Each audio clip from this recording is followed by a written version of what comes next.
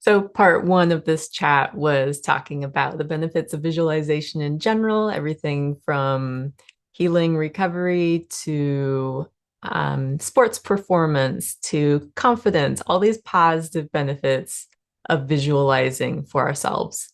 So, part two of this is really about visualizing within relationships. Why is it important, or how could it be helpful to visualize what we want within and in the context of relationships? So, first of all, visualizing, we do it all the time anyway. So, even if we're already um, in a relationship, we might visualize what we want or don't want in the future. So, for example, say you're in a relationship and your partner says, "Honey, we need to talk." What happens in you when you hear that, or what might happen?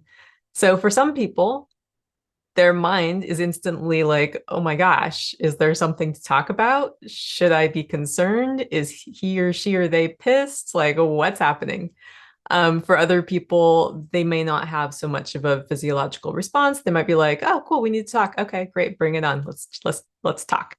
So it really depends on our physiology and our nervous system, how we might respond to that, and also our past history, our expectations of what, honey, we need to talk, what that means. So, honey, we need to talk might be something positive. However, said with the tone that I delivered earlier, it could lead one to expect or imagine that there might be something stressful in an upcoming conversation.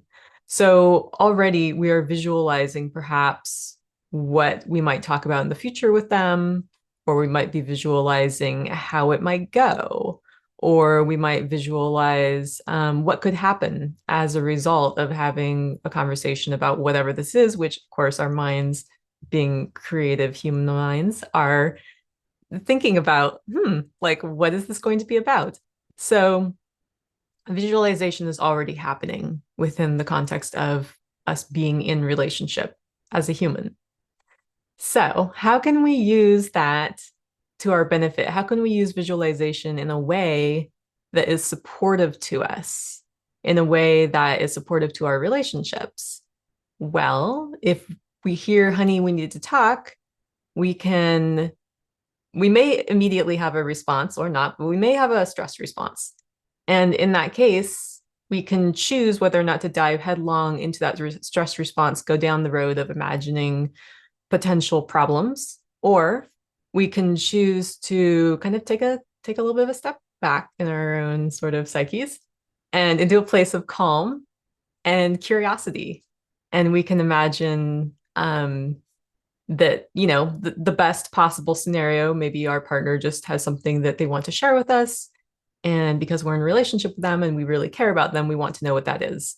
So we imagine that things are going to go well. We imagine that we're going to be supportive of them. We imagine listening to them. We imagine how we'll listen. We imagine them feeling heard. We imagine feeling supportive. We imagine them feeling supported. So these are different ways that we could perhaps use our imaginations to benefit us and our partner in a relationship. So that's just one little tiny piece of, off the top of my head, something that could be helpful, visualization in relationships.